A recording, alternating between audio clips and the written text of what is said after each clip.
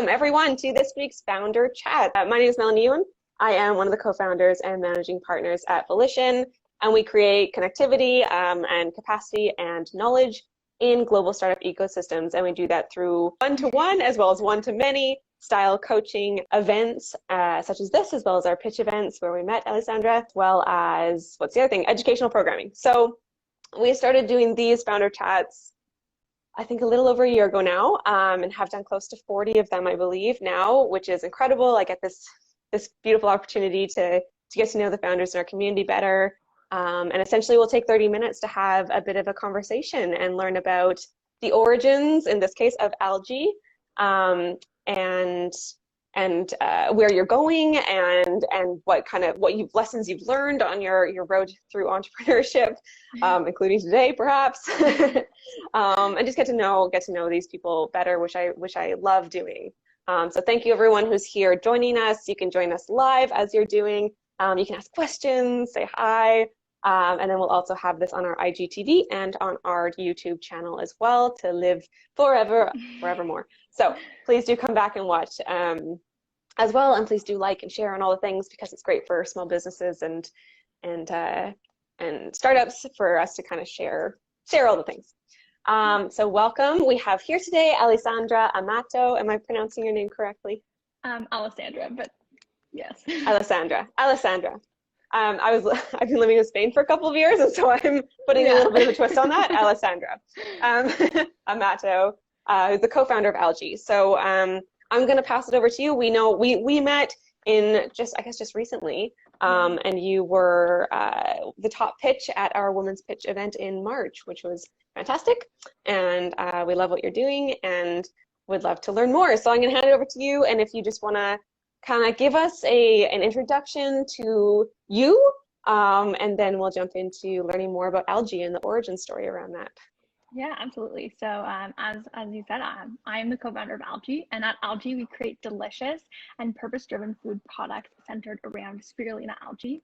And that I will kind of dive into in a little bit about what spirulina algae is, but it really developed out of myself and my co-founder Devin, very passionate about food and sustainability, him as a vegan not being satisfied with the plant-based options, and myself trying to be more plant-based and be more sustainable, but with I'm allergic to soy, and I'm anemic. So I wasn't able to find anything that would kind of get me both a balanced diet and a plant-based and sustainable diet. And then we discovered Algi and really took off from there. So on the side of doing Algi, I'm also actually a full-time student at McGill. I'm doing my master's in kinesiology as well. So I'm trying to balance two very big things at the same time, but absolutely love both. So enjoying both while I have them, but also excited to kind of pursue Algi as well. Very cool. I just got super excited. Are you in Montreal then? I am in Montreal, yes. Oh, I know someone. I just moved here on Saturday. That's so exciting. Oh yeah. But I also did my minor in kinesiology, so I just got like really excited on two fronts there. And I'm vegetarian, and honestly, it is so hard to find good plant-based alternatives. I mean, I eat wonderfully. I love food, and so I have like very colorful meals, but I was living in Europe for the past couple of years, and their plant-based food options, particularly in the UK, are so good. And there's such a variety. And then we come back to Canada and we're like, oh, yeah, it's not okay. The same. It's not quite the same. There's an array of burgers that are slightly okay. And that's about it. So really appreciate what you're doing on so many different fronts. I'm excited that you're in Montreal too. Yay! So amazing. Tell us a little bit more about spirulina algae, because I know their pitch event, some people were like, what is that? Is that gross? Is that awesome? Let me know. So tell us a little more about that. Absolutely. So spirulina algae is a blue-green algae, and it is a microalgae. So seaweed is a macroalgae, and so that kind of comes in the big sheets that we see. You can see it like wrapped around sushi or whatever. A microalgae just means that it dries as a fine powder. And so the reason that we have chosen to use it, it has a ton of health benefits. It's packed with nutrients. So it's 70% complete protein. 1 teaspoon gives you 8% of your daily iron. And it's also high in omegas, B vitamin complexes. It's just packed with so many great things. And a lot of those kind of proteins and nutrients that I mentioned are typically things you think of getting from animal sources like meat. And so as someone who is vegan or vegetarian or trying to eat more plant-based, typically you have to draw from a lot of different nutrient sources to be able to get a balanced diet. And this just is kind of your one-stop shop to get all of those nutrients in. And then in addition to the nutritional benefits, there's also a ton of kind of benefits for the planet. So typically the agriculture industry actually contributes 26% of global greenhouse gas emissions. And it uses half of the world's arable land, and 70% of all fresh water is used for agriculture, which is like, I didn't know this, and it's so high. And so the amazing thing about spirulina is it can grow anywhere as long as it's in a pool of water. So in the desert, in a lab. I think there's someone starting to do it like super up north, which is incredible. 95% of the water used gets reused to regrow it. Right. And it has a really high yield, so it can get harvested every 8 hours. So a lot can go very quickly. And then it's just like a plant in that it uses up, for every gram of spirulina that's produced, it uses up 2 grams of carbon dioxide and produces 2 grams of oxygen. So tons and tons and tons of benefits. So yeah, we really discovered this. There was an article that was called like spirulina and algae is the food of the future. And when Devin and I got started, we were starting to do research, and we were like, what are we missing? Like, no one is doing anything. And right now in the market, it's only being sold as a supplement, or as kind of a tablet or like pills. And we were like, what is it? And why is no one using it? And what are we missing? So that's kind of where we got the idea started. I see someone asking, is it tasty? On its own, the powder is not good at all. However, and this is where we at Algi come in, we have spent a ton of time in the kitchen, playing around with flavors, finding complementary flavors, playing around with recipes. We've gotten a ton of people to try it and give us feedback to really tweak it. So our first product is an energy bar. We call it the Impact Bar, which is obviously high in iron, protein, gives you a great energy boost. And we spent a lot of time making sure it actually tastes good, because Devin and myself are both huge foodies. We love to eat, and we love to eat really good food. And so we wanted to create a product that really reflected that. Cool. I know that was a question that came up for it as well, but I just saw like hearts going off like crazy. So everyone's really excited about this. And I think like interested to try it. I'm always into trying something new like this. And I was just going to your website and checking it out. You can see a picture of the Impact Bar there. And so where are you at in your journey? So I'm seeing like there's packaging. Can people buy this? Where are you at there? Yeah, so this time last year, we actually launched our MVP, so our kind of initial tester product, just to actually see, is this something people actually want? So we have been selling that for the last year, as we've developed the real and much better tasting products that we are preparing to launch in the next month or so. We don't have an exact date yet, but we have 2 new flavors that are launching. So it's the Classic, which it's called the Classic because we don't really know how to describe the flavor. It has a date base. There's a nice hint of sea salt. There's sunflower seeds. There's pumpkin seeds, and there's sunflower seed butter. So it's just this nice, creamy, a little bit sweet, but not too sweet tasting bar. And then the other one is the chocolate, which is a kind of deep, rather than a sweet chocolate, it's like a deep, rich, almost dark chocolate-like flavor. Amazing.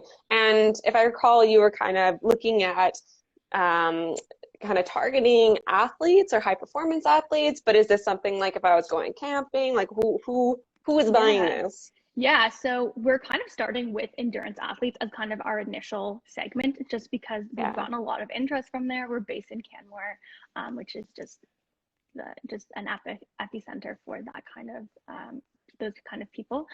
But truly, like anybody and anyone, when I do study days and I'm in the lab all day, I'll like literally eat it for breakfast, and I will stay full for, a good chunk of the day without needing to eat anything. And I know I'm getting my nutrients in when I'm doing like a lot of work or I'm studying and I'm exhausted, but it's 10 p.m. and I'm like, I can't have a coffee right now because it's 10 p.m. I will have it, and it gives me that same kind of kick because there's so much energy from the spirulina. So it truly is, camping is great. It's super easy to grab and go when you're on the go. So camping, hiking, even if you're not kind of doing that high performance kind of activity. Yeah. It's just great because, and it's just another way to get, especially someone who is trying to eat plant-based. It is such a great way to be able to just get those nutrients in and know that, you know, even if I don't have a full kind of well thought out meal, I'm still getting a really good amount of my nutrients from this one product. Yeah. Yeah, I can imagine this for students such as yourself. I remember Yeah. those days. And entrepreneurs. Like I Yeah. constantly hear that story. I know we're all working to get better at protecting our mental health, but a lot of people still, and there's always kind of these crunch times that you end up working these really Yeah. long hours and forget to eat and Yeah. then end up eating like something that you wish you weren't eating. And so I can imagine like so many different people being interested in this and love this story. So we know that you have the impact bar, you have these two new flavors, classic and the chocolate coming out. Yeah. What does the future of Algae look like then? Yeah, so for us, our long-term vision, we don't want to just be a bar company. We know that we can't make as much of an impact with just kind of energy bars that we want to. So our long-term vision is to create a wide variety of food products that are centered around Mm. spirulina algae that make it really easy for everyone to eat sustainably. What kind of myself and Devin have found in the past is that, you know, the products are really expensive. You have to go to specialty stores. So we want to make Mhm. these products super accessible, at an accessible price point, accessible location, so that it's super easy. Not I find too, like in my personal journey in terms of going plant-based, like I needed to do so much research to figure out like if I have this plus this, does it give me everything I need? And so just being like, you Right. can just grab this and not have to like almost brainless. So we have a few different ideas for kind of next stage products, but definitely more innovative and creative. We really see the impact bar as kind of that first introductory product before we kind of get into these more creative, innovative, and impactful products. No, that's amazing. I was thinking about, I know when we talked about it before, and clearly in the work you're doing, sustainability is really important to you. And I think I just 2 weeks ago talked to on Founder Chats a woman named Sophia, and we were talking about entrepreneurs who are wanting to make that impact, and whether or not they started with a sustainability brand like yourselves, are kind of like trying to create some sort of impact in their daily lives. Um, and I'm curious about like where like did you start out knowing you wanted to be an entrepreneur and particularly in sustainability space, your kinesiology major, like where did sustainability come in and lead you to this path to entrepreneurship? Yeah, I think definitely did not think I was going to go into entrepreneurship at all. Yeah. For me, sustainability has something I even remember like back in elementary school learning about like make sure you close the lights, and like that really resonated with me, and I was really like, you know, even then I had some kind of idea that the resources we had from the earth were were not unlimited. There was a Yeah. limited amount. And so as I've kind of gone older and it's become more popular in the media, it's just something that in my everyday actions in my lifestyle, I'm really trying to be very conscious about kind of my behaviors, my habits, what I buy, where I buy it from, what is it like, Yeah. just everything and anything that I can think of. Um, I got into entrepreneurship when I was at Queen's and doing my undergrad. My friend participated in a program for entrepreneurship and she was like, you would love it. It would be great. You should do it. And I was like, nah, it's fine. And she just kept pushing. And anyways, I went through the whole process, got accepted into the program, and was like, well, I don't really have anything else to do this summer. It was the summer between finishing undergrad and starting my master's. And I was like, I Right. guess Okay. like I was like, you know, I'm always like I really love learning. I'll get some new skills, like see a different perspective because I'm a science student. I've taken all science classes my whole life kind of thing. And that's where Algae actually started. We basically spent that whole summer doing kind of ideation, and seeing validating our ideas, seeing if it was a good idea. But from there we were really able to we got enough traction that it just kind of encouraged us to keep working and to keep pushing and Hmm. participating. So that's kind of how I got into entrepreneurship and also how Algae started. But because it was just like we were just getting such positive feedback, people were so interested. At the time of starting Algae and starting my master's, it was manageable to do both, and I wasn't it wasn't as much of two full-time things. Right. Both were kind of part-time things just as we got into it. But now I can't say that anymore. That is definitely not the case. But that's kind of how I got into it. And it was just really finding that personal problem, finding something that I was really passionate about, and then realizing like, hey, this is actually a good idea. This could actually be something successful, and it could have a difference. And I think, one other reason why I really stuck to it again is just I personally want these products because I know they're going to make my own life a lot easier, and have gotten enough feedback from others like that they also want this. And that's really what happened, and how we started and why we continue going on. Yeah. And like, yeah, and it goes into why also I believe that you will, continue to work on this and continue to grow. And we always talk about like finding these founders who have that personal why. And so you can see that they would go the distance with this project, given that they have enough support and that it doesn't become way too big and all the things or like grow outside of their boundaries. So you kind of alluded to the fact that it now is like, you've got this master's that you're doing. I guess your second year of your master's now? Yeah, I'm second year. I'm almost done. I should be done this summer. Oh, congratulations. So that's exciting. And then you've got Algi and it's growing. So how are you managing this? How has the last year gone for you? Talk us through that. Yeah, I think for us, so the last year's been super crazy and hectic. COVID obviously just added to that. I will also say though, COVID was a little bit good in the fact that we were able to kind of expand our reach and expand our network, both kind of consumer and professionally. So that is one huge advantage from COVID. But yeah, I think in the last year, it really we participated in the League of Innovators Labs program in the fall. And for me, at least, that really legitimized our business of like, hey, this is just something we're doing and we're trying it out and we're seeing what happens. Because Devin was also still in school at that point. So it was very much like, we're just doing this. We were still pretty invested at the point, but we participated in LOI and just being in that community, getting the support, seeing other young entrepreneurs being successful, really legitimized and kind of motivated us and pushed us forward to just to continue working. So I would say that was a huge kind of booster for us this fall. And yeah, we've just really spent the time developing products, so not as much marketing and kind of public relations and things, but in terms of balancing that with my master's, good question. I don't know how I was doing that either.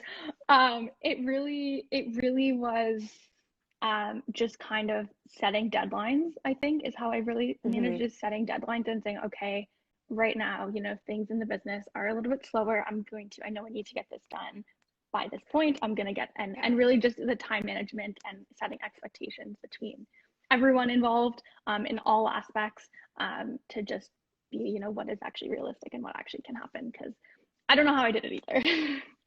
It's just happening. Somehow it's all happening. It's all happening, yes. And you have a co-founder, which is amazing. I love having a business partner myself. A co-founder. Solopreneurs, I don't know how how you do it. It's so incredible to have that team with you. Or team member with you. So that's amazing. So it sounds like you started from this values first place. You jumped into entrepreneurship. You're like, this sounds interesting. Maybe these are my people. Maybe this is interesting. And then you ideated, you built it, you listened to your kind of early stage customers and built this product.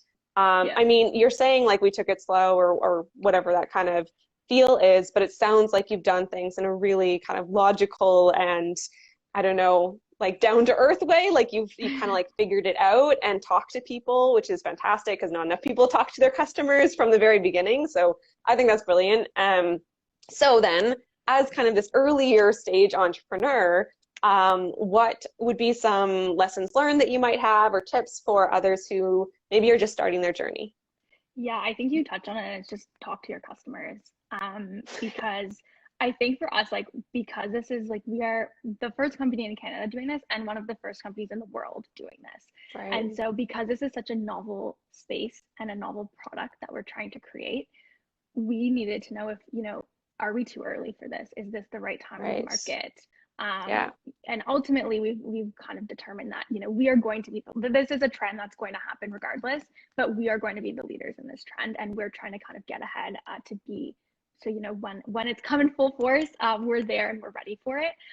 But we needed to just validate that this was actually something that we could do, and it was a viable viable option. And I really, for us, was timing in the market, because we really needed to know that. And so that's truly why from day one we've really been kind of trying to do that, and every single stage from day one has been go out to talk to people. Okay, we're going to do this. Okay, now let's go ask people what they think. And that's been so key. And it's like, even when, you know, right now we're designing packaging, or designing the boxes, and we're like, okay, what should we do? And we're like, why are we asking each other? Like, we need to go ask these other people. And so that's really where everything comes from for us, because we ultimately don't want to be building a product that no one wants to buy, because then we don't have a business. Amazing. And someone's just said in the comment, love this and so well spoken. It's so true. And I was even thinking, like, particularly for this like consumer packaged goods space, which, like, you see a lot of people talking about tech, and that's what a lot of like Canadian based startups that we work with end up being in that space, or tech enabled or something in that area. And I love working with people who are creating a product, because it is different, and it's different lessons learned. You should always talk to your customer, but I think that I'd be curious, like, even like in that, have you noticed, well, you were in LOI, so you would have worked with other people who were in the tech space versus what the space that you're in. Were there any kind of like key differences that you noticed? I would say the startup costs are a lot different when you're building a product. Right, of course. Because they can just like kind of some companies that we started with, even out of the program at Queen's, they were just like, yeah, we just sit in our room and we like code stuff, and then we just like send it out and people try it. Whereas we're like, okay, well, we have to go to the store and we have to buy ingredients, and then we have to play around with it, and if it doesn't work, like that's just an expense of like that lost ingredient cost because it didn't work. But it's completely mandatory. So that was definitely, like, when we first started, we were kind of like, man, we did not think this through because of that startup cost. I would just say as well, just we kind of, I think, a little bit have tried to follow that. Like, you know, we had a beta product that we kind of launched, which was that MVP peanut butter impact bar. And we kind of launched that and continued to sell that, knowing that it was not, you know, we're not 1000% happy with the product. It's not our final product, but just really using that to validate and get traction. And kind of when we're now going to stores, we're able to say, like, this wasn't even a product we're proud of, and we still were able to sell it and get customers from it.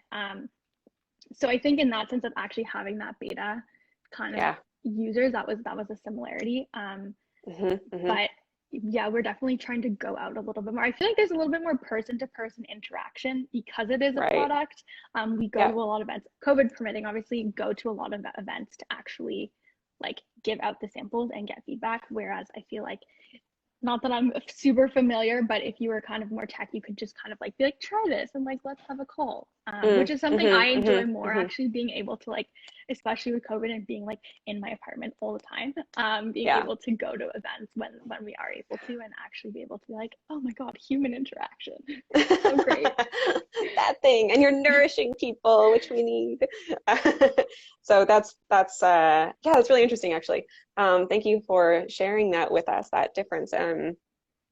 So we only have a few minutes left here, so I want to pause and say thank you to everyone who's joined us so far. And if you joined us halfway through our program here today, this is going to be living on IGTV and YouTube later today or tomorrow, so you can come back and watch the whole thing and learn about the origin story of Algi, and what the last year has looked like, what the future is going to look like, some lessons learned that Alessandra's had along the way as well. So really, really cool. And I know you're gearing up for this product launch in the next month.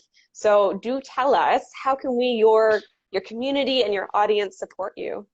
Yeah, I would say follow us on Instagram and sign up for our email subscriber list to get all of the details about the product launch, when it's happening, how you can get the product, and just, to stay updated on everything and kind of follow along our journey, because there's nothing for sale right now, so you can't buy anything yet. But you can go check it out. So go to algifoods.com, and you can also head over to Instagram and Facebook, I think you mentioned, at Algi Foods. And it's fun. I have the website open right now. Really nice packaging, very pretty. And always great to like, share, and provide feedback. super, super helpful.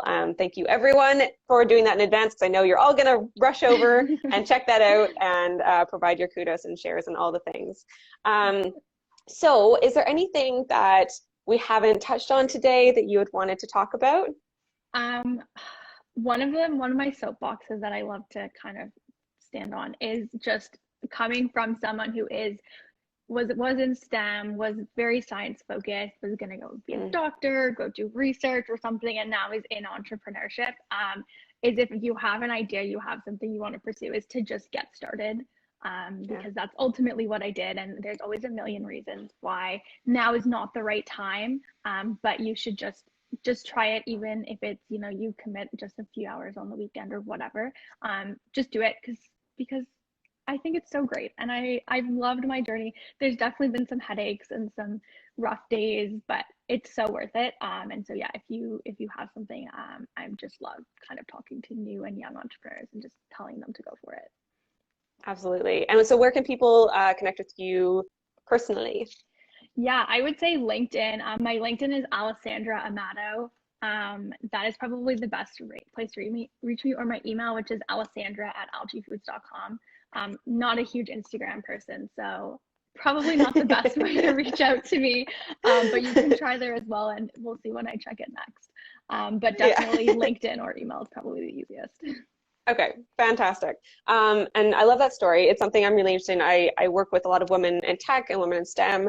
And I was just talking this morning with some people about there's kind of a idea around bringing entrepreneurship training into the deep tech space and the STEM research space for women in particular, to help kind of like infuse some of that entrepreneurial mindset, which could help in like career direction. And we could, the theory is that it would potentially help move the dial in terms of gender equity in the deep tech space, which is not good right now. So really interesting that you kind of like went through that, but on your own, and that's really interesting. I also come from a science background, health science specifically, but in like environmental health. So everything you're talking about is very in line with my own interests, and also ended up in entrepreneurship. So I really appreciate your story as well. And you can, anyone here, you can always reach out to us as well. If you want to contact Alessandra and you didn't catch where to find her, you can message us on Instagram if that's your preferred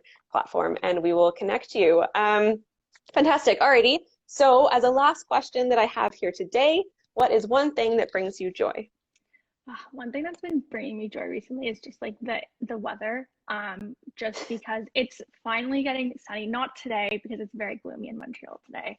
It is, but Sunday was wonderful. It was so beautiful, and I feel like the weeks haven't been as nice, but the weekends have been so nice. And so just really taking, exactly. Like I'm inside working all day during the week anyways, but being able to go outside and with my friends. Really gotten into spike ball lately. So just being able to like go to the park. Everyone's playing spike ball. It's so fun. It's everywhere. So, and do you want to explain it quickly if no one's heard of this? It's like volleyball, but you have a round net that's on the ground, and you have like a team with one other person, and you just like spike the ball back and forth, but you just like, it's casual and it's fun, and you have those people who are really, really good, but for the most part, everyone is just as bad as you are. At least the people I play with, they're like, that's what I've like seen. on the same like playing field. And it's just like, it's fun. It's not like super, like you're not like sweating and dying, but it's just fun and active and sunshine. And especially, with COVID, like we're doing a bit better in Montreal, where we do have curfew, but stores and things are open and you can do takeout.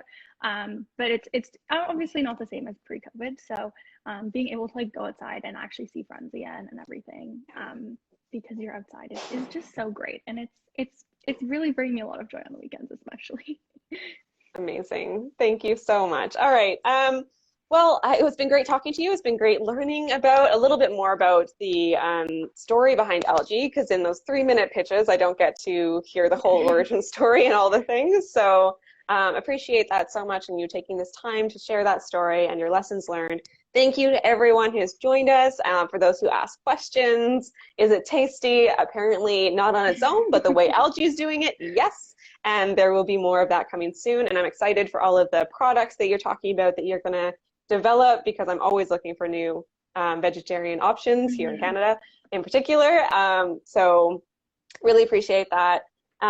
So as you heard here, head over to algifoods.com, head over to Algi Foods on Instagram and Facebook. That's ALGI, but pronounced Algi. So go check that out. And thank you so much. I will see you here next week. I always mean to check this out in advance, who I'm talking to next week.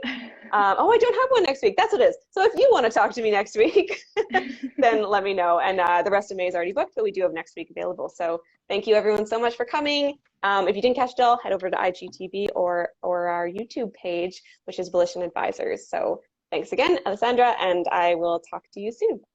Okay, thank you so much. Bye, everyone.